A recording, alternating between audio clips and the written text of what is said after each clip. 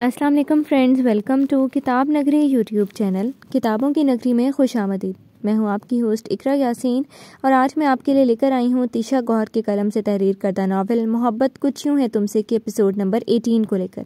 इस एपिसोड को स्टार्ट करने से पहले जल्दी से कर लीजिए चैनल को सब्सक्राइब, वीडियो को लाइक और क्लिक कर लीजिए बेल आइकन को। अब आते हैं एपिसोड की जानिब। काशी ने अलमास की तस्वीर को देखते ही पहचान लिया था। वो कोई आम सी लड़की नहीं थी। अगर होती भी तब भी जो कुछ काशी ने किया वो उस लड़की को कभी नहीं भूल पाता। उसे आज़ादी देने के चक्कर में ही वो दरबदर हो रहा था। सिकंदर ने काशी से पूछा, तुम इस लड़की को कैसे जानते हो? काशी ने बताया कि यह वही लड़की है जिसे उसने लियाकत भट्टी से बचाया था। सिकंदर को समझ नहीं आ रहा था कि असल कहानी क्या है। सब कुछ गड़बड़ हो रहा था। काशी अलमास को जानता था। अलमास ने कभी काशी का जिक्र नहीं किया। उसने तो कहा था कि उसका शौहर उसे ट्रेन में ही छोड़कर चला गया था।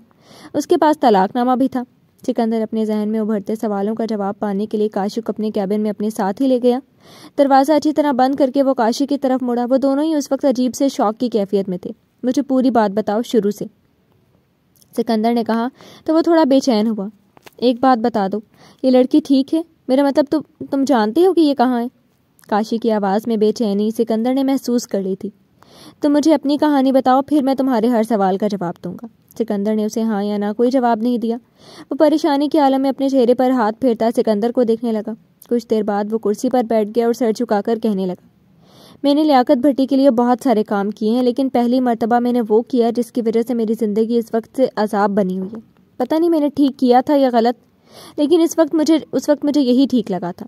वह थोड़ी देर रुका, सांस लिया और फिर कहना शुरू हुआ, तुम जानते हो कि लियाकत भट्टी का गिरोह लड़कियों की स्मगलिंग का रैकेट है। ये लड़कियों से निकाह करके उन्हें कहीं और ले जाकर बेच देता है और फिर उनसे धंधा करवाता है। ये लोग ज़्यादातर ऐसी लड़कियों को टारगेट करते हैं जो खूबसूरत होने के साथ साथ गरीब या मजबूर या बेसहारा हों या उनकी फैमिली पोजीशन वीक हो, ताकि वो लोग अपनी मिसिंग लड़की भी क्लेम ना कर सकें। ये लोग लड़कियों को तलाक नहीं देते, ये उनका तरीका नहीं है। पहले कुछ दिन उन्हें अपने साथ रखते हैं, फिर आगे बेच देते हैं। कानूनन वो उनके निकाह में ही रहती हैं, ये जान नहीं छोड़ते उनकी। इस लड़की अलमास नाम है इसका। हमारा एक आदमी मैरिज ब्यूरो में काम करता है। उसने इस रिश्ते का बताया तो लियाकत भट्टी ने मुझे भेजकर इससे निकाह करने के लिए। वो खुद उस वक्त इस शहर में मौजूद नहीं था। अलमास के घर वालों को शादी की जल्दी थी, लेकिन शादी से 2 दिन पहले लियाकत भट्टी वापस आ गए और उसने इम्तियाज से टारगेट लड़की की डिटेल मांगी तो उसकी तस्वीर देकर उसकी नीयत बदल गई। उसने मुझसे कहा कि मैं लड़की बिल्कुल सही सलामत उसके हवाले कर दूँ। वो उस लड़की को आगे बेचना नहीं चाहता था।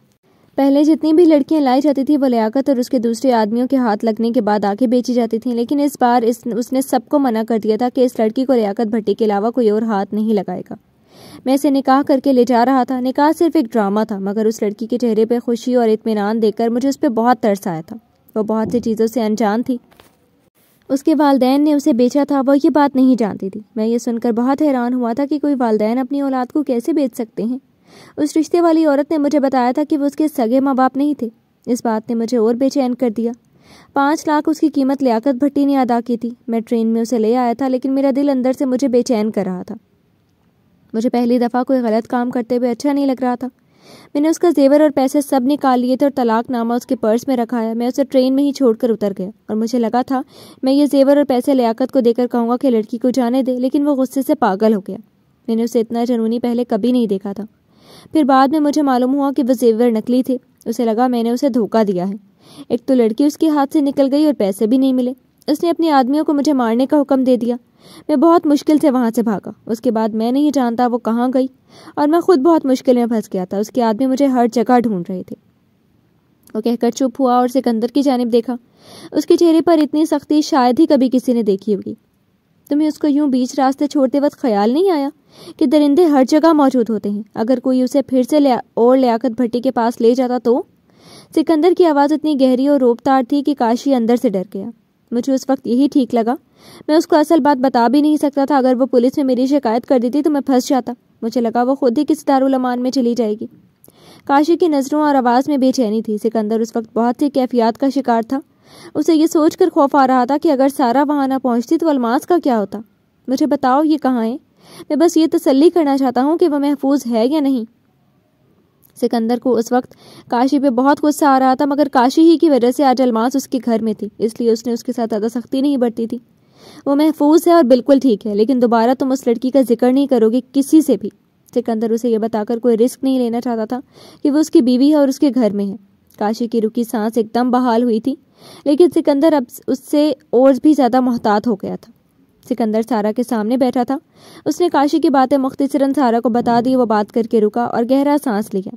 सारा की आंखों में हल्की सी नमी आ गई थी। अलमास इस सारे किस्से से अनजान थी और उसके लिए यही बेहतर था कि वो अनजान ही रहती।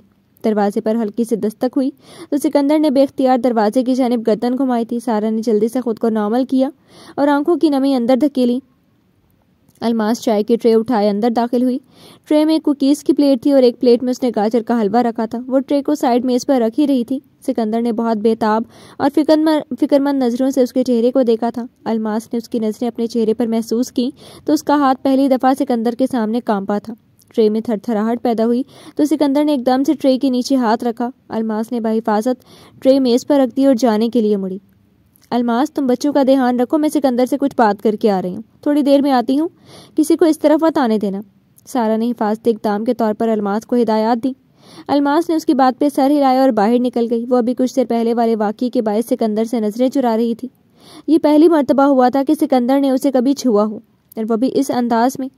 वो आंखें नहीं उठा पा रही थी। उसकी आंखों पे हया का बोझ उसकी पलकें मजीद भारी कर रहा था। वो हमेशा ही उसकी मौजूदगी में नर्वस हो जाती थी, और आज तो बात ही कुछ और थी। सिकंदर ने उसके जाने के बाद भी नजरें दरवाजे पर लगा कर रखी थी। जब कुछ लम्हे गुजर गए तो उसने रुख वापस सारा की तरफ मोड़ा। अलमास को यही पता है कि एक रिश्ते करवाने वाली ने उसके लिए फॉरेन नेशनल लड़की का रिश्ता बताया था और उसके माँ बाप ने अच्छा रिश्ता होने की वजह से उसकी शादी कर दी। वो ये नहीं जानती कि रिश्ते की आड़ में वो अलमास को घर से निकालना चाहते थे। अगर उसे पता चलेगा तो उसे बहुत दुख होगा। मैं नहीं चाहता वो अंदर से और दुखी हो जाए। सिकंदर को ये सब कहते हुए बहुत तकलीफ हो रही थी। उसे अब एहसास हो रहा था कि वो अलमास का नाजुक सा दिल किस तरह से तोड़ चुका था। वो सबसे दूर और अकेली थी। न जाने किस मुश्किल से वो रेलवे स्टेशन से उसके घर पहुंची थी। क्या क्या गुजरी होगी उस पर जब उसे पता चला होगा कि उसका शौहर तलाक देकर कहीं चला गया है और उसके पास वापसी के लिए भी कोई जगह नहीं है।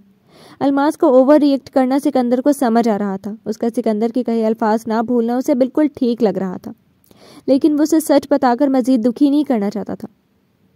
वो लोग बहुत खतरनाक है भाभी, और मुझे ये भी इत्तला मिली है कि लियाकत भट्टी के लोग अलमास को अभी तक ढूंढ रहे हैं। आपसे बस मैं ये कहने आया हूँ कि अलमास को किसी भी तरह घर से बाहर मत जाने दीजिएगा, न ही इसे घर पर अकेला छोड़िएगा जब तक मैं उस लियाकत भट्टी को पकड़ नहीं लेता और ये सारा मसला सुलझा नहीं लेता।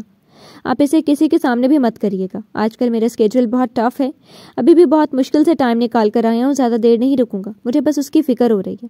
सिकंदर ने बेख्तियार फिक्रमंद आंखों से दोबारा दरवाजे की तरफ देखा, जैसे वो उस दरवाजे के पार से अलमास को देख रहा हो। सारा ने उसकी बात समझकर इस बात में सर हिलाया और उसे तसल्ली दी।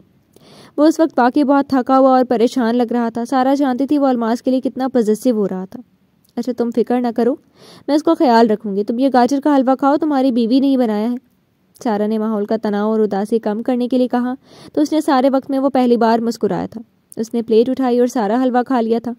हलवा खाते वक्त वो किसी गहरी सोच में गुम लग रहा था। जब वो सारा गाजर का हलवा खा चुका तो चाय का कप उठा लिया। वो अक्सर अलमास के हाथ की चाय मिस करता था। सच पूछो तो मैं वाकई खुश हूँ तुम दोनों के लिए। तुम्हारा उसकी ज़िंदगी में होना ही मेरे लिए इत्मीनान का बायस है। बस अब जल्दी से मुझे ताई अम्मा बना दो।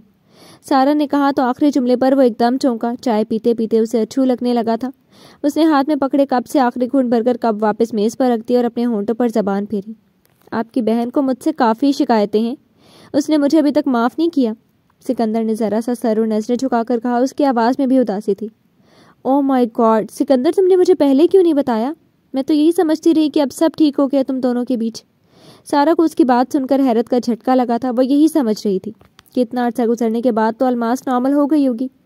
कुछ ठीक नहीं हुआ है। सच बताऊं भाभी तो अब मुझे अजीब सा खौफ होने लगा है। मुझे यूं लगने लगा है जैसे उसे मुझसे कोई छीन लेगा। थक गया हूं मैं खुद से लड़ते लड़ते। और इंतजार नहीं करना चाहता। समझ नहीं आ रहा कि क्या करूं। उसकी सुई वहीं आकर रुक गई थी। तुम कहो तो मैं बात करती हूँ उससे। सारा ने उसकी बात सुनकर उससे पूछा तो उसने गहरी सांस ली। ठीक है, आप भी कोशिश करके देख लें। वो मजीद कुछ देर उससे अलमास के बारे में बात करता रहा, फिर वापस चला गया। जाते वक्त उसने एक नज़र बच्चों के कमरे की तरफ डाली थी जहां अलमास बच्चों के साथ मौजूद थी। वो अंदर नहीं गया था, सीधा बाहर ही निकल गया था। जी तो फ्रेंड्स, कैसी लगी आपको आज की एपिसोड? कमेंट सेक्शन में ज़रूर बताइएगा। फिर हाजिर होंगे न्यू एपिसोड के साथ। तब तक के लिए इजाज़त दीजिए। शुक्रिया। अल्लाह हाफिज़।